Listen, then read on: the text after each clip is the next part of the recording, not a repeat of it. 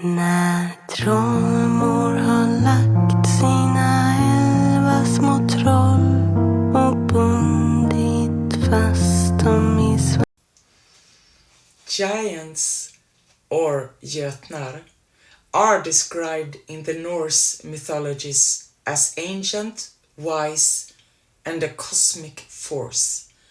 The giants are described as very influential and powerful, and they could, together with other supernatural beings, legitimize or challenge both Aesir and royal power, with, for instance, the giantess Vafþrúðnir, who in Vafþrúðnismál, the lay of Vafthrudnir, battle Odin with riddles concerning the creation of the world.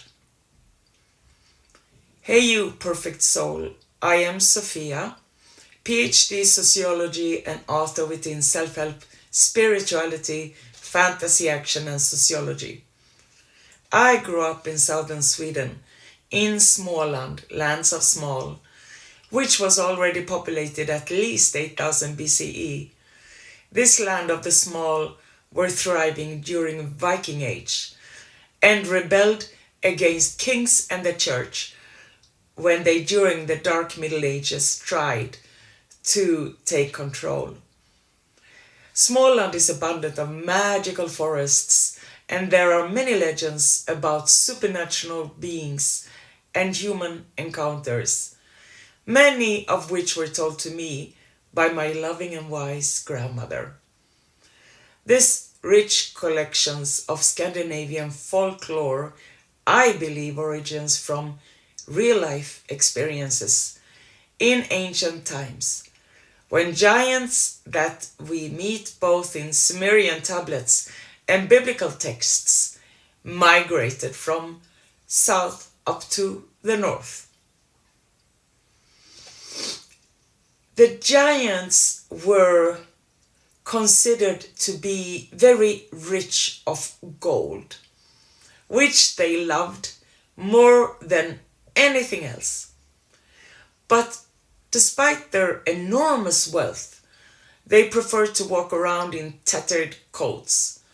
Even the Aesir had a special connection to gold, since it was connected to their divine power.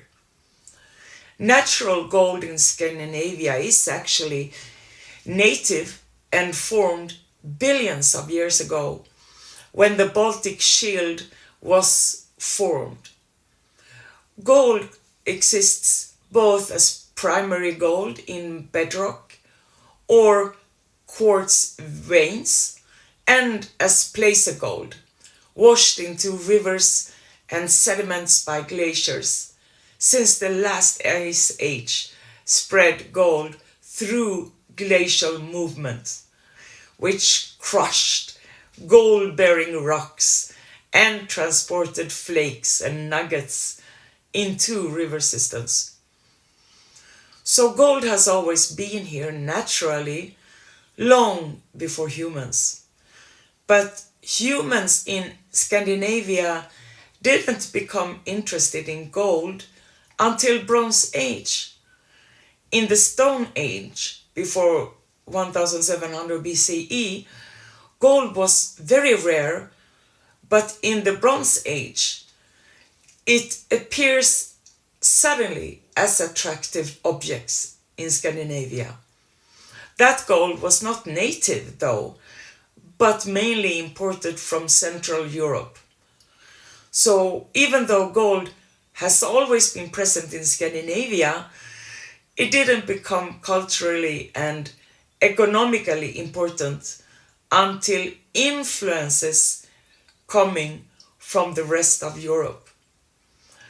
It was during the Iron Age, when Roman gold coins flowed north through trade and diplomacy, that gold became reworked into bracelets, rings, and ritual offerings. Even during Viking Age, 800 to 1000 Common Era, It was silver that dominated everyday trade. Gold was seen as for the elite, only used for kingships, temple offerings, and prestige gifts. It brought with it a symbolic perspective, since it had been associated with divine power of the Aesir and the giants. Gold belonged to the gods and the giants, not the humans, who could be transformed with gold greed and a power madness fate called Vird. Gold was seen as sacred and divine substance in all three mythologies, Sumerian, Biblical, and Norse, as a substance of otherworldly origin. Even though it existed physically, gold just wasn't meant for human beings, only as ritual objects, which could be worn as sun symbols or jewelry.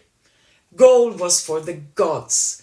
Gold is a key factor in the Anunnaki legends, where the lower class gods in Atrahasis were forced to do hard labor, including digging canals and mining gold, and therefore rebelled, so that the humans were created to replace them as laborers to mine gold. Gold is also central in the Bible.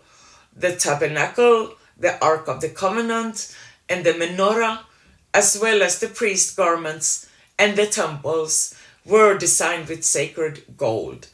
The radiant gold symbolized God's presence, but it was also an indicator of heavenly authority of the priests. All three mythologies saw gold as a symbol of immortality and divinity, and as a bridge between heaven and earth, gods and humans. Another key factor in the mythologies of giants are also in the power of the giantess, the women, of which I will talk more about in the next video. Bye.